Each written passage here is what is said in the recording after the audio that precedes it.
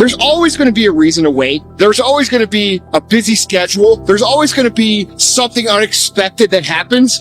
It's always going to be that way. You have to fucking work through it. But a lot of you motherfuckers just don't want it.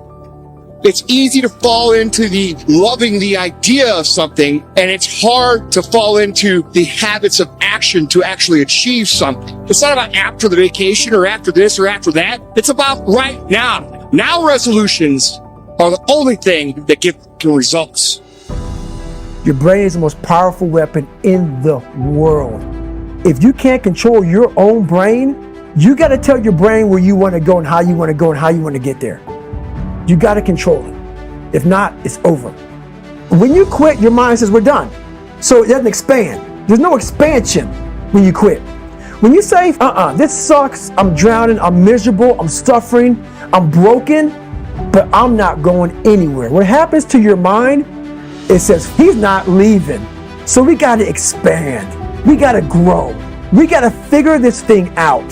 So then these compartments in your brain, they have to work. And then you start to engage parts of your mind that you never engaged before. When you're in suffer mode and you say, I'm not going to quit, you're forcing your brain now to operate on a level it's not used to. But then it becomes used to it.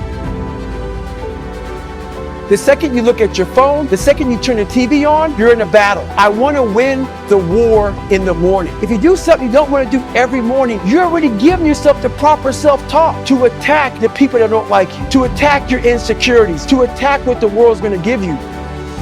What is there that you know you need to do, that you want to do this, but for some reason or another, you've been holding back? For some reason or another, you just have not been able to work through the procrastinating or putting it off or justifying, and you know you ought to do this. You really want to do this, but you don't know why you haven't done it. There are times when you're looking at it and you say, I know I need to do this, but I don't feel like it. I don't want to do it. It is not that we have a short time to live, but that we waste a lot of it. Life is long enough, and a sufficient generous amount has been given to us for the highest achievements if it were all well invested. But when it is wasted in heedless luxury and spent on no good activity, we are forced at last by death's final constraint to realize that it has passed away before we know it was passing. As for us, we face things that are not nearly as intimidating, and then we promptly decide we're screwed. This is how obstacles become obstacles. In other words, through our perception of events, we are complicit in the creation. As well as the destruction of every one of our obstacles, there is no good or bad without us. There is only perception. There is the event itself and the story we tell ourselves about what it means. When you catch yourself procrastinating, forgive yourself. Step 1. The next time you catch yourself procrastinating, step 1 is forgive yourself. And there's a really profound reason why.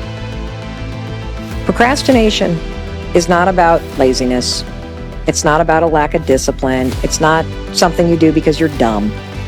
Procrastination is a coping mechanism. You just have a desire to feel good right now, and you deserve that. You have a desire to lessen the stress in your life, and you deserve to lessen the stress in your life. I get it. When you're somebody that procrastinates, you're really hard on yourselves to begin with. In fact, being hard on yourself is one of the major causes of why you're so damn stressed. And so taking a moment and forgiving yourself, and you've got to actually have a talk with yourself where you are sitting there like, oh my God, 2 hours just went by? Wow, I must be really stressed out. I forgive myself for just blowing off 2 hours on social media. And you know what? I can spend the next hour setting my day up tomorrow for success. The next step that you're going to take once you forgive yourself, you got to recognize that you're doing it. Why? Because patterns and habits repeat unless you replace them. And so noticing that it's a pattern, catching yourself, forgiving yourself, that is a way we're going to break this pattern. Because the step 2, based on research, you must identify what you're stressed about. When you identify what you're actually stressed about, it loosens its grip on you. It comes out of hiding. And see, I think that stress backpack is an important analogy or metaphor. If you're sitting on the couch, 2 glasses of wine in, and you realize you've procrastinated for the last 5 hours, and you've acknowledged it, you've forgiven yourself for doing it, you've acknowledged the stress that you feel because, you are in a fight with a friend or a boyfriend or whatever, what is the you that's going to wake up tomorrow morning want you to do right now? I'll tell you what that you wants you to do. They want you to get off the couch. They want you to pack lunch for tomorrow. They want you to brush your teeth and turn off the TV and the phone and read 10 pages of nonfiction and get a good night's sleep. That's what the future you wants you to do. The future you does not want you to slip back into that vicious cycle and spend another 3 hours watching cat videos and memes and TikTok videos, which we both know is exactly what you would do if you didn't break the cycle by forgiving yourself for doing it for 3 hours, acknowledging what you're stressed about, and then deciding what the future you wants you to do instead. And then finally, use the 5-second rule. Use the 5-second rule. It's one of the most effective science-backed starting rituals on the planet for creating a new habit or pattern. And all you're going to do is you're just going to start. Because after you've forgiven yourself and you've validated what's stressing you out, and you've tapped into the future you who is kicking ass and taking names and needs you right now, the problem isn't your ability to do what you need to do. The problem is you've been trapped in this stress and trauma and nervous system triggered vicious procrastination cycle. Don't waste the rest of your time here worrying about other people unless it affects the common good. It will keep you from doing anything useful. So there are 2 reasons to embrace what happens. One is that it's happening to you. It was prescribed for you, and it pertains to you. The thread was spun long ago by the oldest cause of all, the art of living.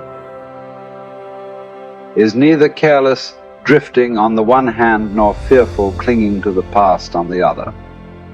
It consists in being sensitive to each moment, in regarding it as utterly new and unique, in having the mind open and wholly receptive.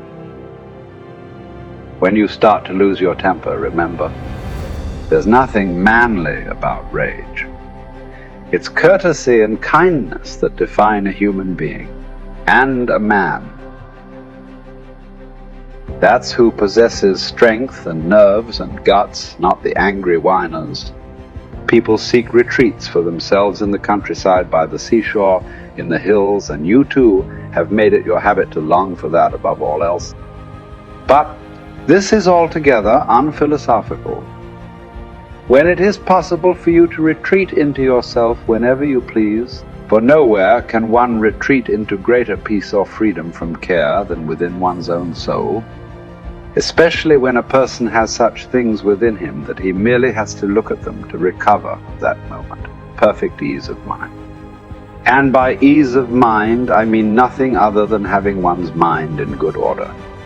So constantly grant yourself this retreat, and so renew yourself, but keep within you concise and basic precepts that will be enough at first encounter to cleanse you from all distress and to send you back without discontent to the life to which you will return